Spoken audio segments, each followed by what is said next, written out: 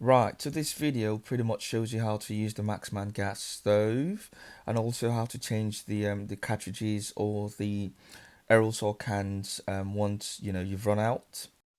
These cartridges are extremely flammable, so you must take adequate care whilst using them. So look out for things like dents, on the cans. You don't want to be getting a can that's got dents. And also for added safety protection, it is more advisable to get cans that have got, the canister release valves, or that's got like the CRV logo imprinted on the cans, where you've got the flammable logo at the back. The CRV system is basically a non-explosive safety system.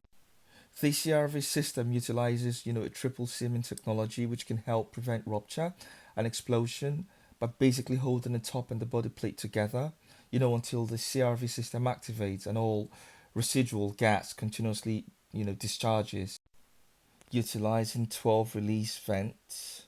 So them cartridges are not, CRV certified, but they've been um, made bespoke for the Maxman gas stove, so they're approved for the Maxman gas stove. But like I said, if you want to upgrade, you can get the CRV certified cartridges. Okay. So them CRV cartridges are butane explosion proof. They've got like a safety feature that allows gas to vent through the perforations in the can rim when extreme heat or pressure is too much. And so the non-CRV ones will explode with damaging results if they're used incorrectly. So we're not saying here that the CRV ones are gospel. If you use the CRV ones as well incorrectly, they may not prevent rupture of a canister under conditions of fire exposure. Suffice to say, when heat is transferred to the canister locally, intensely, and remotely to the CRV, or when the fire builds up rapidly, such as in an explosion, then the canister can be weakened sufficiently to rupture before the CRB feature operates or while it is operating. Now, the reason why I'd have to use this portable stove is because the gas fitting in the property didn't meet gas safety checks, so it's been capped off, on the wall there, as you can see. The fitting was loose and wasn't fitted properly to the wall, so the portable stove, is a great alternative. So first, to change the cartridge, you push the lock unlock lever, in the upwards direction.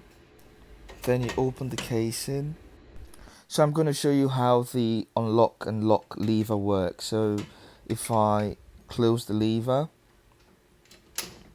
see how it pulls the cartridge in or sucks it in. And if I undo the lever, then, it frees it up just like that. Just make sure that when you're changing the cartridge, you perform the changing in a well ventilated area and also free from ignition sources. So I'll change the cartridge, I'll replace it with a brand new one. It's free from dents. Um, and where you've got the notch, I'll align that to the appliance locator tab. Okay, you can see me aligning it to the locator tab just before I clip it down. Okay, and it's very important that it's aligned to the locator tab. Okay, so right there I've just clipped it down into that notch. Okay, then I'll close the casing there. Do not puncture or incinerate the cartridges when you're disposing of them. Okay, and when you're cooking, just make sure that the pot doesn't overlap the silver barrier that's over there, because that could heat up the cartridge and that could also cause an explosion, especially if you're not using a CRV cartridge.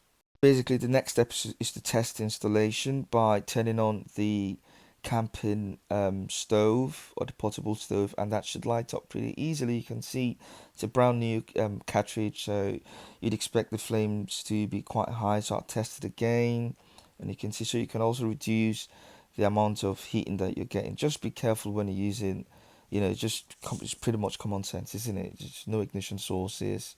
Don't perforate or try to refill the cartridge once you're done, and you should be fine. If you found the information useful, don't forget to subscribe and share. Helps the channel grow, and hopefully catch up with you soon. As soon as I've got more upcoming videos. Goodbye.